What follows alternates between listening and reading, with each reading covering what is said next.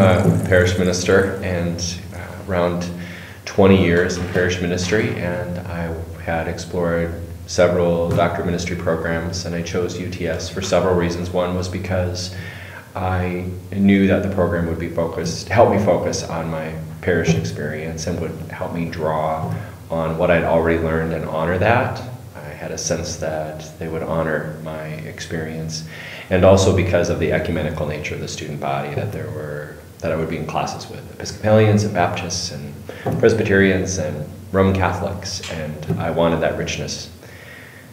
And I've had a great experience with the program. I have found that it's really helped me in my parish ministry to be more up to date on what's going on in various fields that relate to parish ministry, and been fully integrated with my experience. So it's really been enriching.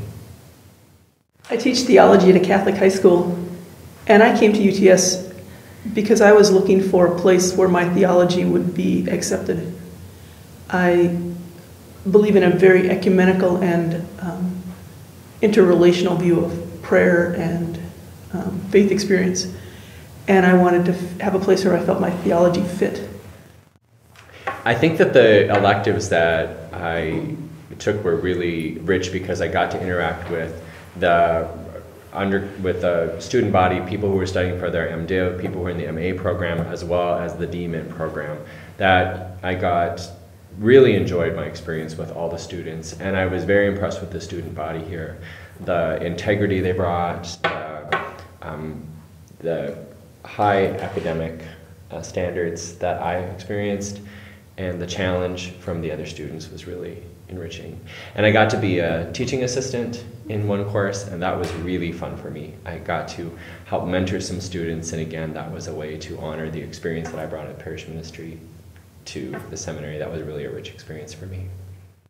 I think one of the highlights for me in my classwork was the great example that the faculty have of having integration of theology and experience.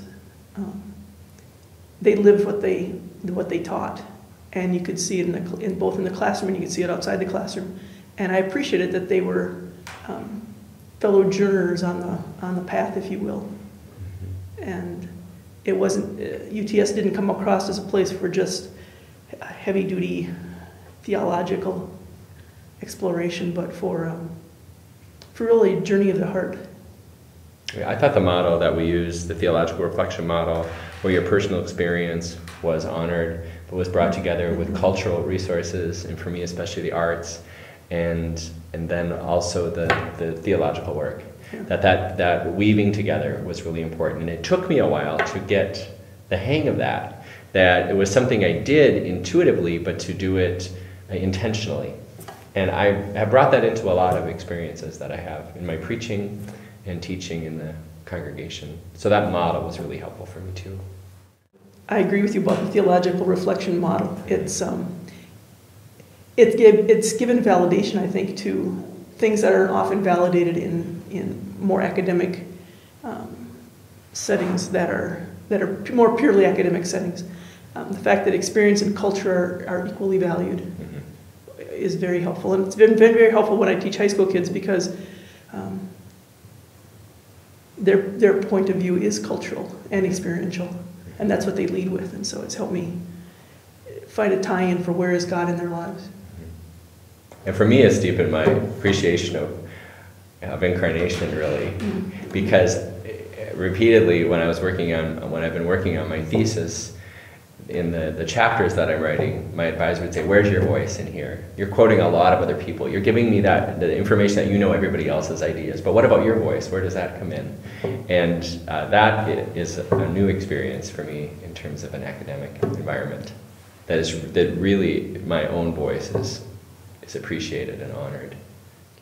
And I always felt like I was honored and valued, that my voice was honored and valued, and that my interpretation of Scripture or my interpretation of my experience had a place. In a lot of D.Min programs, it's all parish clergy. And I appreciated in UTS's program that there were people like you who were teachers and others who had different kinds of ministry settings, And that also added to the richness of my experience, that I wasn't only interacting with parish pastors, which I thought was a plus. And I appreciated hearing, going on what you're saying, that different people had different passions that you could bring to whatever class you were in or whatever seminar it was, and that helped enrich my viewpoint of the world. Another aspect of the program that I like is that it isn't so focused in different tracts like a lot of programs are, where you do a D.Min in preaching or a D.Min in leadership. But you are doing your program, you have your focus area, but you're mixed with other people, and we're learning about other areas at the same time that we're exploring our area. And for me, that's all been integrated into my final project. The highlight for me has been writing my thesis. Without a doubt. It's been the most fun I've had in 52 years. I know that might sound strange, but it really has been an incredible experience, adventure, and learning for me. I'm doing my thesis on integrating different practices of prayer into one's daily life. And it's been personally a very enriching process, but it's from an academic standpoint, it's just been fun. So the focus of, I'm doing a model ministry, so it's some way that people can engage in my project, and then I can evaluate it on the basis of how they experience that. So I wanted to introduce this idea of the minister as artist, so I developed a website. So people can go to the website, they can see the artists I interviewed and something about their work and photos of them. They can read the basic sections of my thesis, my theological reflection. I have a lot of quotes from the artists, their reflections on their call to their art, and then tied that all together with kind of reinterpreting some basic theological ideas like call and vocation and incarnation and Sabbath, reinterpreting those through the insights of the artists and how that might bring a new identity and identity with integrity and energy to clergy. I conducted a retreat at St. John's Abbey House in Collegeville, Minnesota, over a period of 3 days, and also wrote a source book, which is an informational resource book to go with that. And it was very successful on a number of levels, but it taught me a lot about facilitating and designing, and I think because I teach high school kids, I often just act as the teacher, but this helped me to broaden that a little bit, to be more of a spiritual guide, to be able to stand back and let people do what they need to do to find their spiritual path and just be there as more of a guide rather than a teacher.